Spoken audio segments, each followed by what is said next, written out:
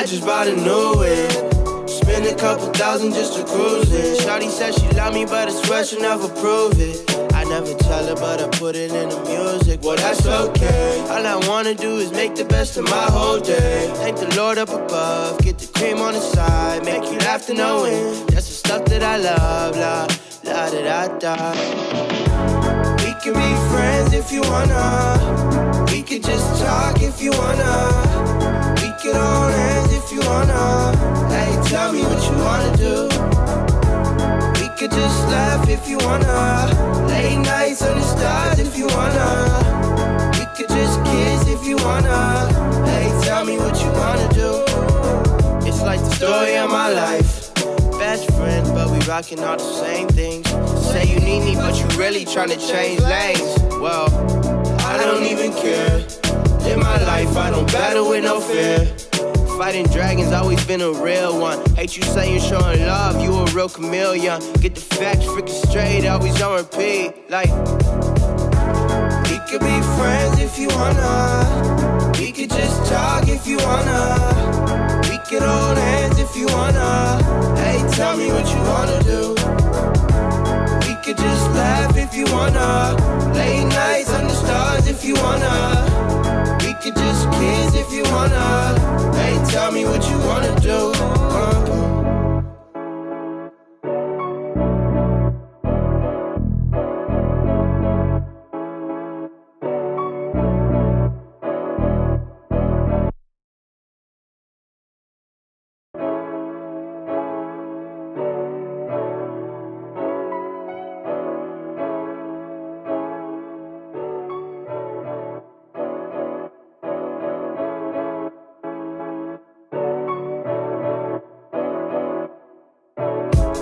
I just bought a new whip.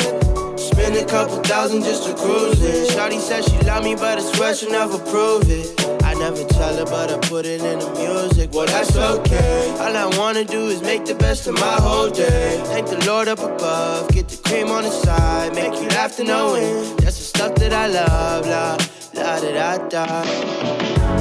We can be friends if you wanna. We could just talk if you wanna. We could hold hands if you wanna. Hey, tell me what you wanna do. We could just laugh if you wanna. Late nights under stars if you wanna. We could just kiss if you wanna. Hey, tell me what you wanna do. It's like the story of my life. Best friends, but we rockin' all the same things. Say you need me, but you really tryna change lanes. Well, I don't even care. In my life, I don't battle with no fear. Fighting dragons, always been a real one. Hate you saying showing love, you a real chameleon. Get the facts freaking straight, always on repeat. Like, we could be friends if you wanna. We could just talk if you wanna. We could hold hands if you wanna. Hey, tell me what you wanna do. We could just laugh if you wanna. I saw that. Brandon, you're already here. Look at that. You're all over it. I am.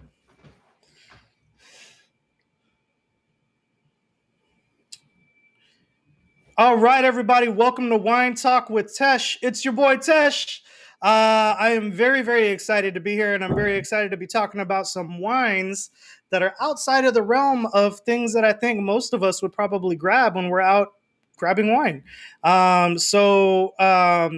Hang on one second. I'm gonna add Brandon here. Boom. Now, Brandon, on Instagram, you should have just seen a request from me.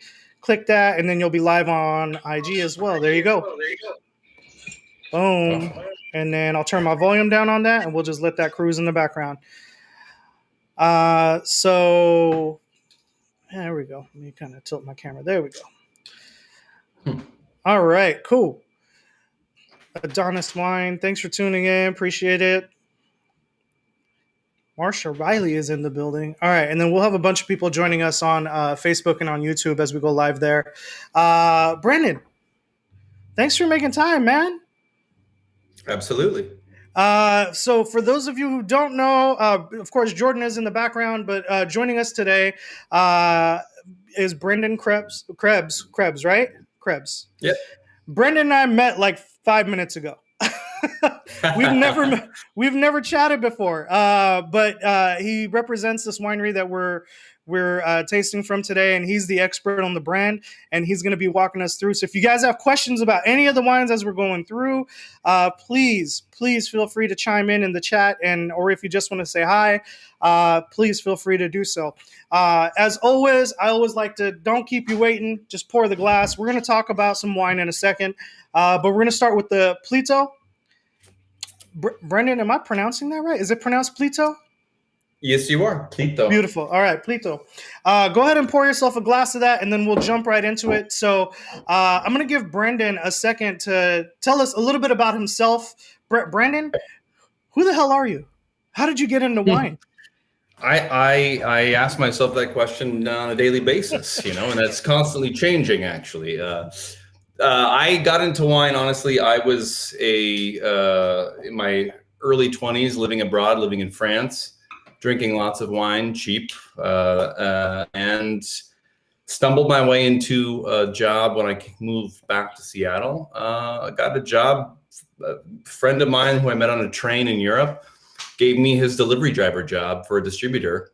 And I ended up working there for 11 years, working my way up, doing everything from delivering to warehouse managing, purchasing, brand managing, and then ended up, working for another distributor, importing and building the portfolio. And so it's in sales. So I've done just about everything in importing and distribution.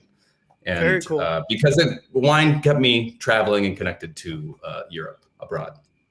That's cool, man. And then how long? So hang on, you mentioned that you work for a couple of distributors. I used to work for Classic Wines of California. What distributors did you work for? I worked for a distributor called Cavitapi Distribuzione until 2013-ish. And then a distributor called Crew Selections in Seattle until about a year ago. Okay, cool. And then how did you get connected to this winery? Was it one of the wines that was in the portfolio? Yep, I sold the wines. I didn't actually select this wine for the portfolio. I was doing sales at the time, and I had very little experience with wines from Greece, and tried them. And I had lots of restaurant accounts, and most of the focus accounts were those. And so I took them out into the market and had great success with them. Just their potential, the uniqueness of the varieties. And did really well. So the winery actually brought me to Crete in 2019 and met everybody. And then when COVID hit, most of my accounts were restaurants. And so everybody knows what happened to restaurants post-COVID. Right. And so I just started reaching out saying, I'd love to come work harvest and things. And they found a better use for me, which is to help them sell wines in the States. And I know how distributors work and the industry in general pretty well. So, yeah, that's awesome, man. Good on you for just reaching out, and cool that they just found made a spot for you. You know what I mean? That's awesome. Yeah. So, did you actually get to go to Greece and spend time at the winery? I did. I was there late June of 19 and have visited not all of the vineyards, but a fair amount of the vineyards that our own vineyards, and some vineyards that we source from all around the island. Okay, cool. Okay, so here's the question that I really have, man. Is Greece just picturesque everywhere? Because we're in the day and age of TikTok, so anytime Greece comes up, it's always like people swimming inside of a pool that goes out onto a balcony, and then there's beautiful ocean, right? They're in the Amalfi Coast or something. So is it like that kind of everywhere? I mean, is it just gorgeous? Pretty much. It's hard to find an ugly place in Greece. You kind of get there, and everywhere you go, you're looking at amazing countryside or the Aegean Sea or the Mediterranean Sea, and you're kind of looking around and I don't know of any other place I should or want to be in this moment right now. So it does have that effect. Yeah. That's awesome, man. That's cool. Also, I'm really jealous. That's dope that you got to spend time there. I got to add it to my list. I gotta sell more of your guys' wines to get a trip there or something. So do you guys hear that? I want to go to Greece, buy some more of this juice. Send this man to Greece. Right. Can you tell us a little bit? So we'll talk about the grapes as we go through each of the wines, but since we're on the same winery for this particular wine talk, can you just tell us a brief history, how long has the winery been around? Is it family owned? All that good stuff. Yes. So the winery's been around about since 1966, and it is family run. Two brothers essentially started it. Now we're into the second generation, who have sort of rebranded, refocused the winery. You just started out buying grapes, and obviously the wine industry globally has changed dramatically since the 60s. So they started out purchasing grapes, and then also starting to, grow grapes, European varietals, Syrah, Cabernet, things like this, until they decided, we should focus on things that are indigenous to the island. And in many cases, the varietals are indigenous only to Crete. And from there, everything kind of came into focus. So sort of started looking at single varietal, single vineyard, which is the first winery to do so in Crete, and really honing in which varieties grow best in which soil types, which certain elevations and exposures, and seeking those places out across the island and kind of reconnecting to what Crete is about, and varietals that most of us have never tried or heard of or can pronounce. That's a really good way to describe it, right? I mean, even just picking up a bottle of Greek wine, it's like it's like solving a mystery, I think, for most people, right? It's easy to move on because it's very foreign to a lot of people. But that is part of my job, is making them more comfortable. Well, I mean, and to that extent, right? I mean, that's why I'm a som, right? Because I want to introduce people to wines that they haven't had, and I have some stuff that I think you could consider heavy hitters on my website, but I think a lot of my followers will probably agree that that a lot of the selections on the website in the shop are stuff that you would not find at most stores. So cool, man. You mentioned that there were two brothers, right, who kind of founded the winery. Do they have a heavy hand in the day-to-day operation of the winery? Is like one of them the winemaker and the other one's like the viticulturist or anything? No, I mean, so they're they're in their later stages of life, and they, as the next generation, their kids say, they are there telling them what all the things they're doing wrong are. So they're putting their finger in. Yes. Don't you do it this way. This is the way we used to do it. Right. And so, but they do, yes, they are involved in not so much in the winemaking or viticulture, but definitely they have strong opinions about how things are done. And it's their baby. They should. Yeah, for sure. That's cool. Well, so I think Diana said that she thinks that the wine is tasty. By the way, real quick, Ramos, what's up? Dave, what's up? Thomas, what's up? All you guys, thank you guys for joining in and tuning in. I appreciate the love. If you have any questions about Greek wines, now's probably a good time to get them in. But we're going to go ahead and start talking a little bit about Plyto. So Brandon, what the hell is Plyto?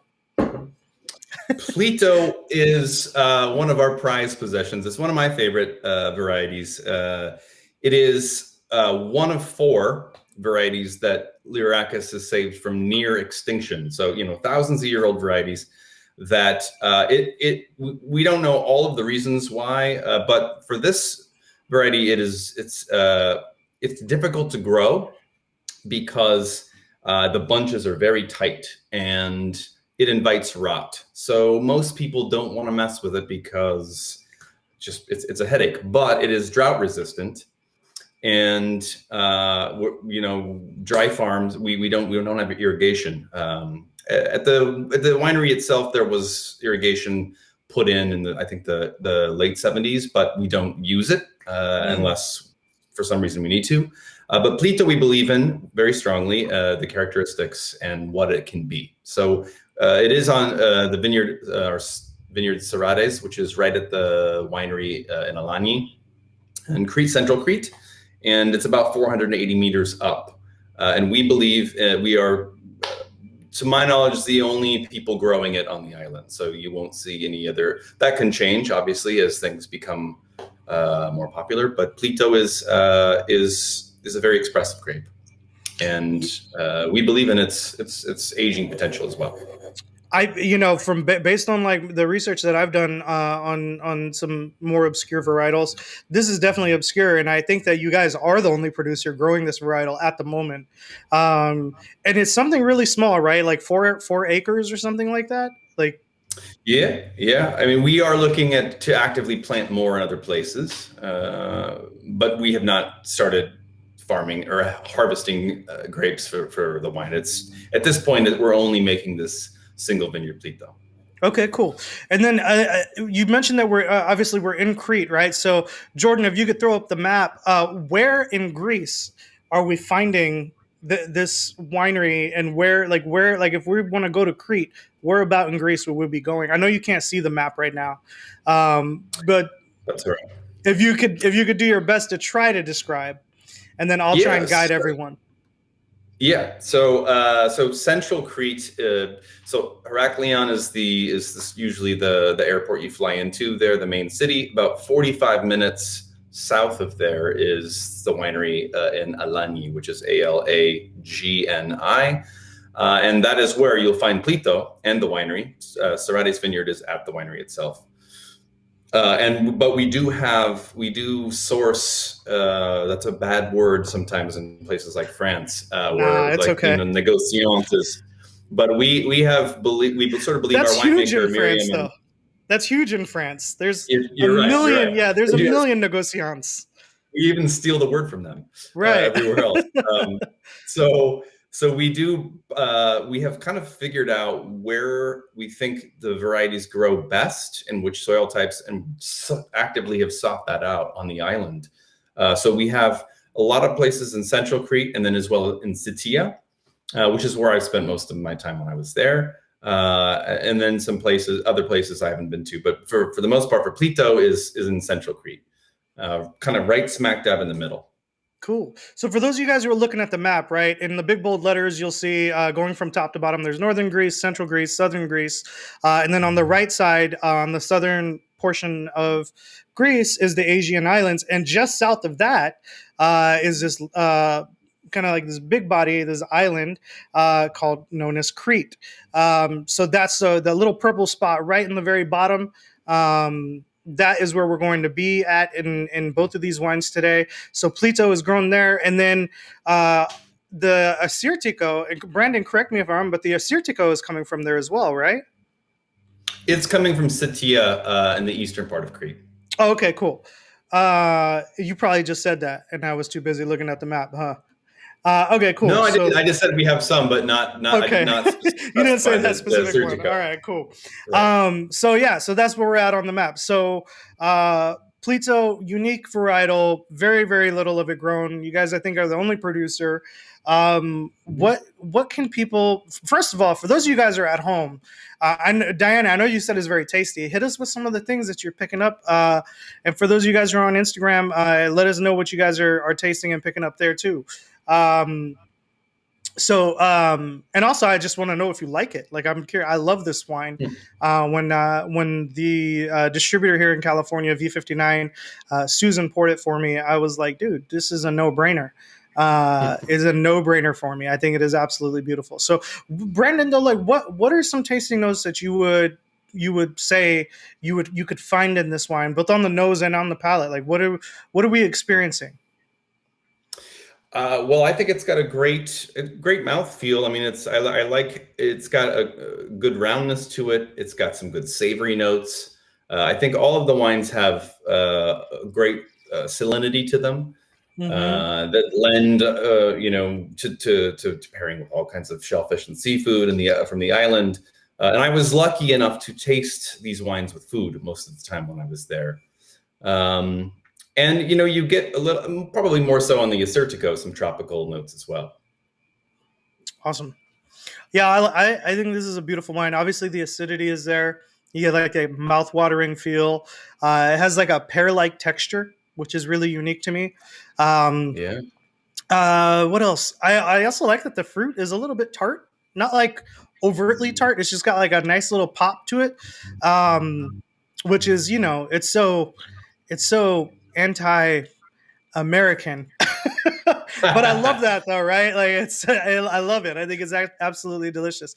Diana said she got a little butterscotch on the palate, and then Nora said super tasty with the cod. I'm glad you made the cod. And by the way, Auntie Nora, I did get your photo of your dinner, and it looks absolutely delicious. So yeah, thanks for sharing that with me. I'm gonna post that one later for sure. Does anybody have any questions about the Plyto before we move on to the Assyrtiko? And that's okay. If you guys don't, that's all right too. Or Brandon, do you have anything else you want to chime on? Well, I think some of what brings some complexity to this wine is that we tend to, it depends on the harvest, but at least for this one, we make 3 passes through the vineyard. So 3 different harvests at different levels of maturation. So you get some of I think some of those tart notes probably from the early picked grapes. And then Miriam, our winemaker, blends it all together. And puts about 12% of this in neutral barrels for about a month and a half. Just a little touch of both. So you can detect it a little bit, but it's there, but very, very subtle. Yeah, for sure. It definitely has the texture, right? But not so much it also has acidity, right? So it's like it's the best all around in my opinion. One of our Ashley Sawyer said, "Delicious, unlike any other white wine I've had, but in the best way." I agree. It is different, but I think it's absolutely beautiful. So good. I'm glad you guys like it. Yeah, for sure. If you guys have the Assyrtiko, pour yourself a glass. I'm going to do that right now too. And then we'll chat a little bit about that as well.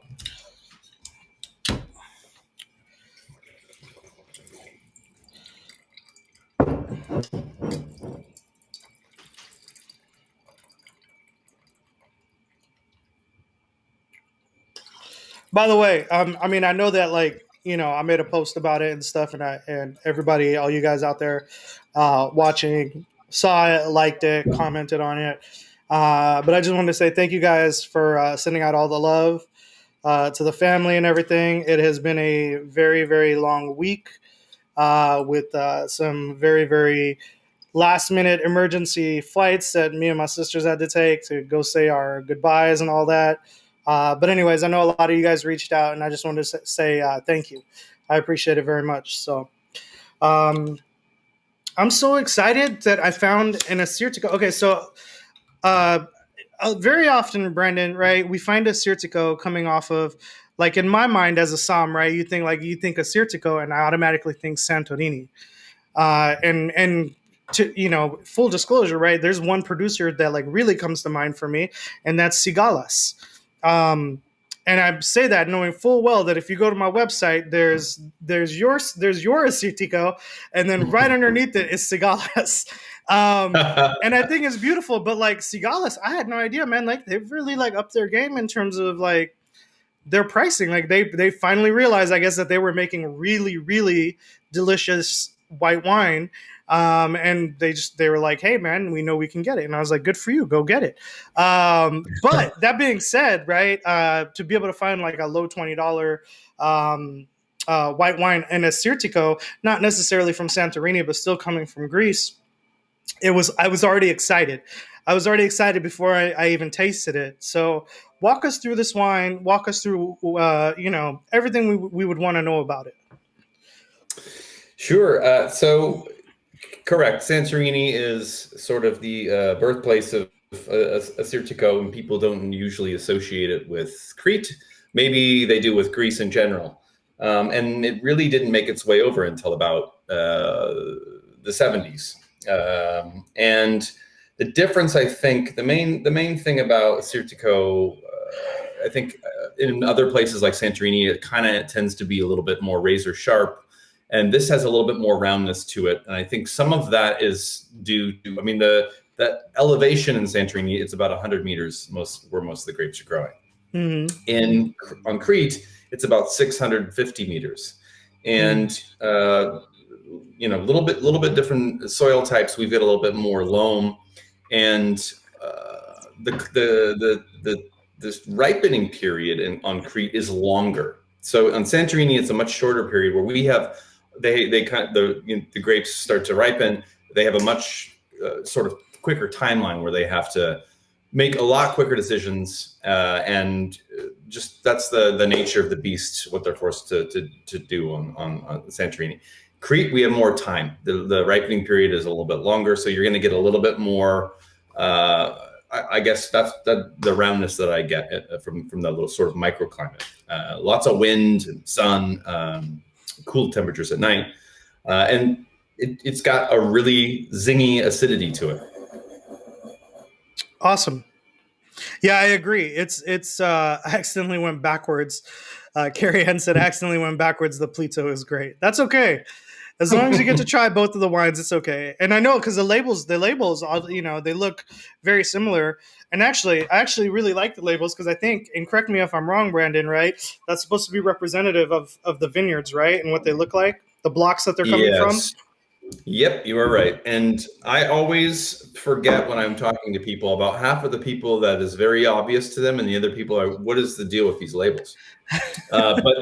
And so I have to remind myself that it's not that evident. But yes, those are in fact the blocks. Voila is the vineyard, and these are the single area wines. We call the single area wines, which simply means the single variety, single vineyard. And yeah, I love the labels. When you see them all lined up, it's like a rainbow, because we do use just about every color available to us. I love that. That's cool. Yeah, they look really cool, like all lined up next to each other. Yeah. Are you guys making other single vineyards for Assyrtiko? Is this the only Assyrtiko that you guys make? There are some projects in the works. We are planting more Assyrtiko outside of Voila, the vineyard. So it's actually going forward. It'll probably be from a couple of different places. Mm-hmm. So I'm not sure what the idea is, if we're still going to make one or an Assyrtiko from Voila vineyard, and then maybe Assyrtiko from all three vineyards. We do that with some other varieties. That are like taking from 3 or 4 different vineyards around the island, just to showcase, here's what these different terroirs can do and express. Awesome. Natalie, good. I'm glad. She said, I absolutely adore this wine. I agree. I think it's absolutely stunning as well. Also goes great with if you guys made the cod, or if you made, I know Diana and David made mussels. So yeah. Whatever, if you guys made any of those dishes, I think either of these wines would pair incredibly well with it. Ashley said, it's so juicy and refreshing, exactly what I want to drink, floating in a pool on a hot day. I went floating a couple weeks ago for one of my friend's birthdays down the river, and I felt like it would be really stupid of me, but like I almost filled up my Camelback with a bottle or two of wine. And I just was like, I should have done it in hindsight, because it's probably more my jam. But I ended up drinking some beer instead. And I hydrated with my Camelback, as I should have. So it was good. But yeah, I agree. I think it's perfect poolside wine. Ashley also said it almost reminds me of a Pinot Gris. Yeah, but I would say this wine has a lot more going on than Pinot Gris does often. And not to say that Pinot Gris can't have things going on. But like, for example, in a couple weeks, we'll be in Italy, and one of the wines is a Pinot Gris. And you'll see that's an example of Pinot Gris that I think is next level. So I think that with Assyrtiko, I think you get a little bit more going on, and a little bit more like citrusy element to the wine. Yeah. Do we talk about tasting notes yet? Yeah, especially with this one. Ralph said a 34-year-old me can't float like 22-year-old me. Yo, dude, it was actually, I gotta tell you, man, I was a little worried because, like, I'm gonna be 37 this year, and yeah, when you get over 35, especially with kids will age you quick, man. Brandon, do you have kids? A step-kid, yeah. Oh, you have that totally 18. counts, bro. 18 years old? I only put that in there because if you have young kids, I can't claim to it's different. Have done all the. I do have younger brothers though, so I've changed plenty of diapers. Sure. Yeah, yeah. It's kind of, yeah. It's been a Right. So while. yeah, you get it, right? Like, yeah. So nah, man, I was worried too when I was going down the river because you know, all of the dude whose birthday was my buddy Zach's birthday. And he's single, man. Like he's still like out like doing shit. Like Zach will be like, "Oh, I'm gonna go dancing." I'm like, "Oh, go dancing? Psh, I ain't trying to go dancing. I'm old, bro." I walk into the club and I feel like I'm out of place. So I can yeah, still hang. yeah, man. Nah, but it was cool, Ralph. We should go. It was fun. Diana said the spicy mussels with the cinnamon scented rice tastes so much better with the Plyto. The Assyrtiko is delicious as well. Maybe better with the cod. I don't know. Let's find out. Nora, you made the cod. Do you like the Plyto or the Assyrtiko better with the cod? Yeah, let's find out. I'm sorry. Did I already ask this? Did we talk tasting notes? Mm. No, I don't think so. Oh, okay. Brandon, hit us with some if you don't mind, and I can always do it myself too. But being that it's your wine, can you hit us with some things that we would want to expect, or some descriptors that would probably come into alignment with what we're experiencing with the Assyrtiko? Yeah, well, it's got it's high acidity, more so than the Plyto. Both have good acidity, but you've got really that carries that finish at the end. Great texture, lots of citrusy notes, like you said, and also a lot of good salinity. These are Mediterranean, Aegean sea wines. It makes you want to dive into seafood, but you can also look at this as something that you could have with pork, celery, cheeses, all of these things. More like cream sauces with Plyto, maybe. But this wine and that acidity does help it age as well. It kind of keeps going. I've had some old vintages and not quite as bright, but it really holds its characteristics. Yeah, this was always like I always kept this in stock when I was managing the beverage program at the kitchen.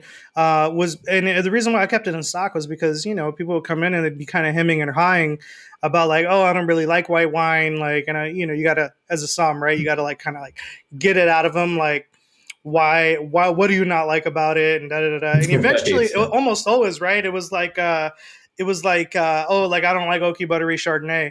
But Sauvignon Blanc doesn't really do it for me either. And I always found like this was like a great hey man, I got something in outfield here that is phenomenal. So it's kind of be between these bars, but it's something that's outside of the realm of what you've probably experienced, and also like you said, pairs incredibly well with the wide variety of dishes. Assyrtiko is one of those fun varietals that like, and the only reason I know this is just from eating and drinking a lot. That's how I got this double chin. Don't let the tasting notes fool you. That's no, like one of the things that I love about our Assyrtiko is because like it can go great with these light fish dishes, like like we have guests who are making cod and mussels, but Assyrtiko, man, if you have like a nice piece of lamb, it'll go phenomenal with it. Like it's kind of crazy, like how well it does. It's got range. Ralph, you said you lost me. I don't know if you lost me in terms of what I was trying to say. I lose myself sometimes, so you're gonna have to be more specific. Nora said, "I only opened." Oh, that's right. She's drinking solo tonight, so she only opened the Plyto. It's delicious with the Plyto. I'm flying solo tonight, so don't want to open two. Perfect pairing, and that recipe is dope. Aunt Nora is saying dope, everybody. So that's the effect that I have on you guys, and I love it. I won't take it back for anything. Cod isn't usually on my menu, but now it is. Oh, Nora, did you make the recipe that I sent out? Like, did you just go for it? Because I'm curious how that worked for you. David is drunk. He said the Assyrtiko. I know what he meant. He meant the Assyrtiko goes better with the tomatoes and the Greek mussels and rice. I would 100% imagine that it does. Ralph said as long as she isn't doing it. And Nora said yes, exactly. Cool. Well, good. I'm glad that you guys are. Did anybody? By the way, both of these wines are up. I don't know, Diana. Auntie Nora, did you use black cod? I don't know. We'll find out here in a second. Brandon, is there anything else that like you think that we should know about about your particular winery or about just Greek wine in general? Like if you could hit everybody with a piece of knowledge or like a word of wisdom about your winery or about Greek wine, what would you tell them? Well, I think the idea is about this winery is to sort of return to roots and make accessible these indigenous varieties that have been around for thousands of years, and let people know that these are wines, well-made wines that people may not be familiar with, but it's not a whole lot different from trying things. People are getting more familiar with wines from Corsica, wines from Sicily, Sardinia. Crete is on that same list. It is the fifth largest island in the Mediterranean, next to some of those places, including Cyprus, and they are they're just as accessible and well made as some of the wines that we're all just getting familiar with, in the last 15 years, I think, in the wine business.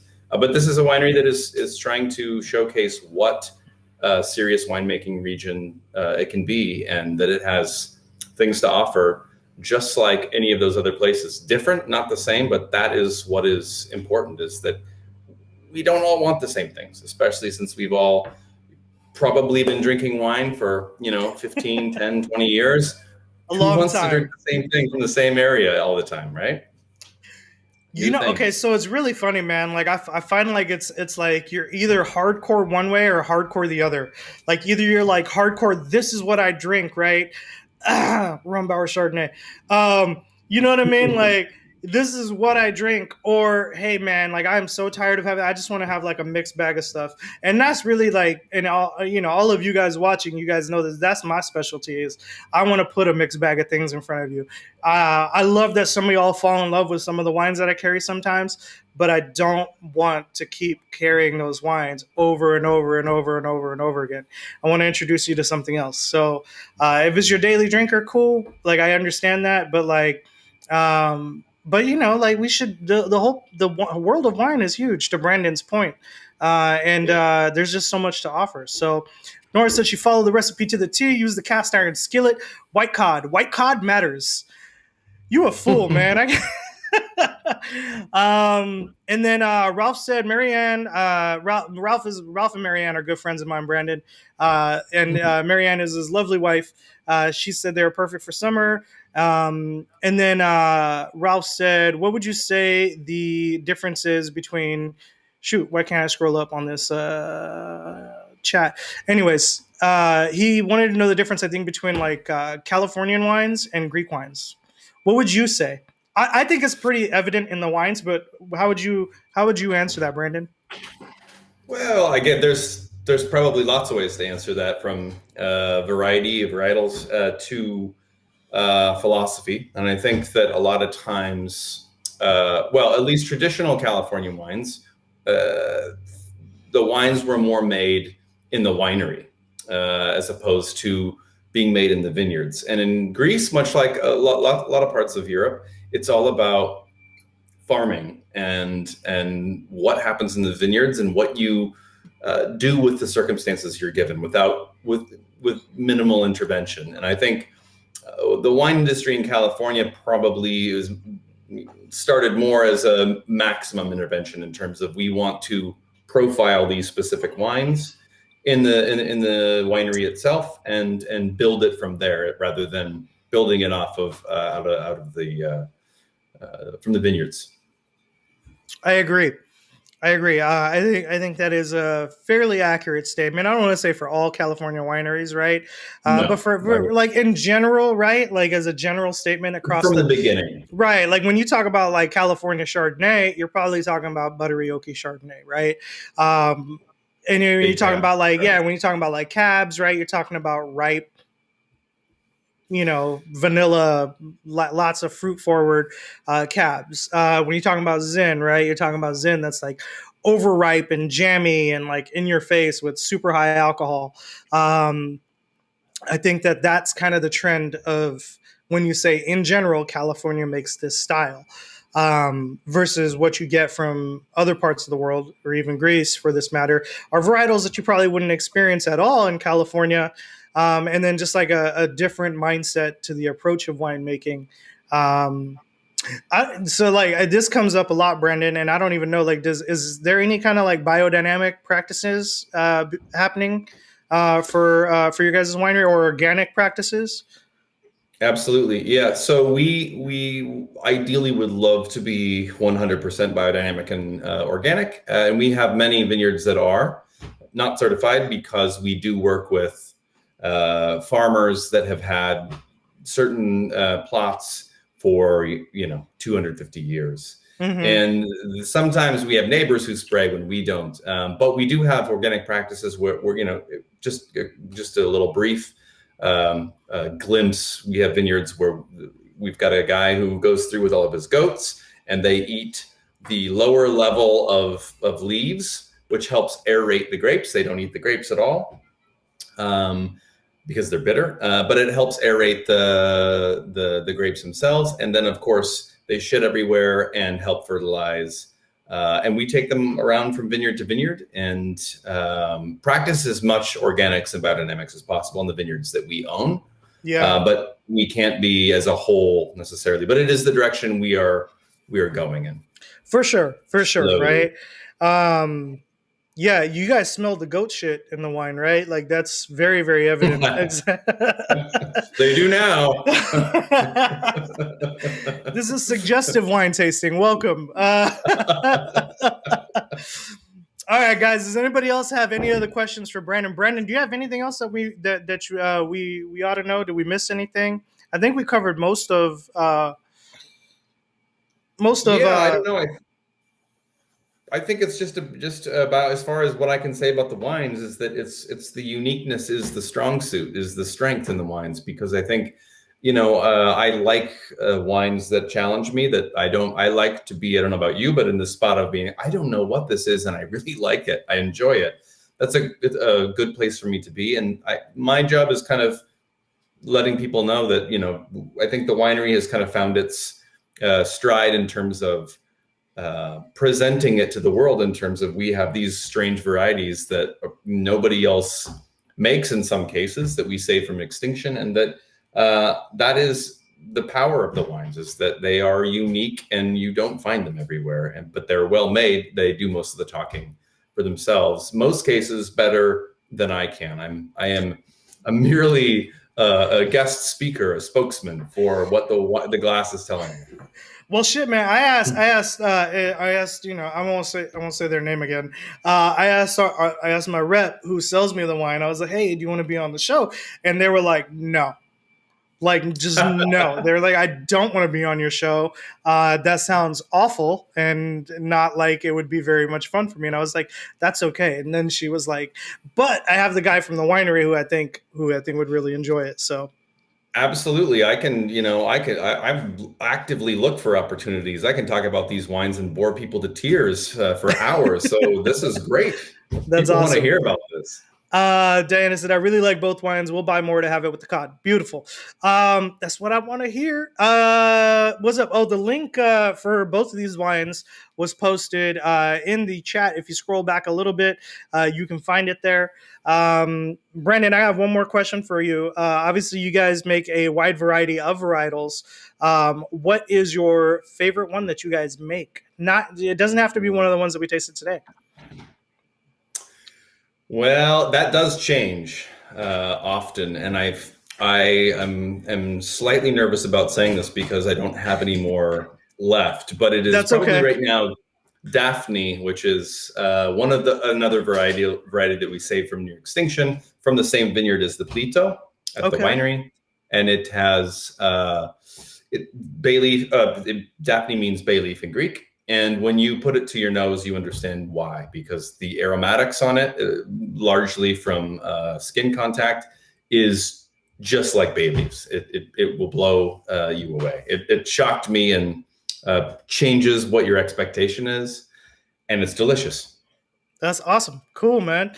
Well, when you guys have it back in stock, or maybe, whenever the next vintage gets released, does that come out this way? Do you guys just sell and distribute it out here?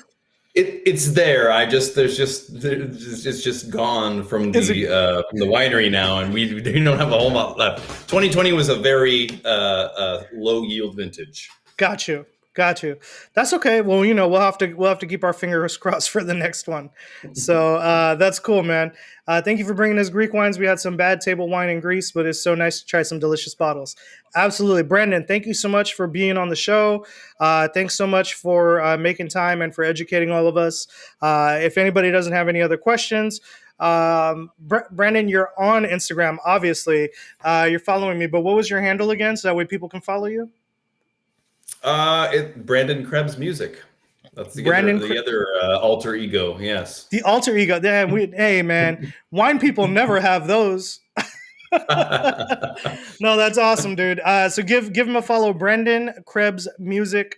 You can just, if you jump over to Instagram, I'll share the video to IGTV in just a second, and you guys can see he'll be over there.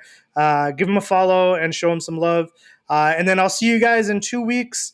I'll have the pairings out a little bit sooner this time. It's on my to-do list. I just, like you guys know, it's been a long week, so it took me a hot minute to get anything out today. So I appreciate you guys' patience. And until 2 weeks, until then, drink good wine and drink wines that mean something to you. Lots of love, guys. Brandon, thanks again, man. Thanks so much. Appreciate it. All right, buddy. Take care. You too.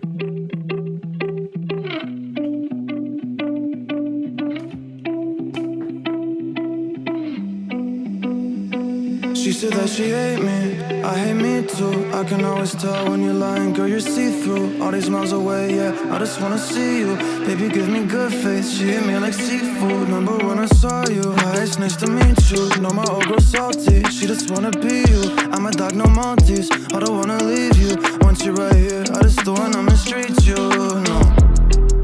Cause I've been a douchebag before, baby girl, I don't wanna repeat.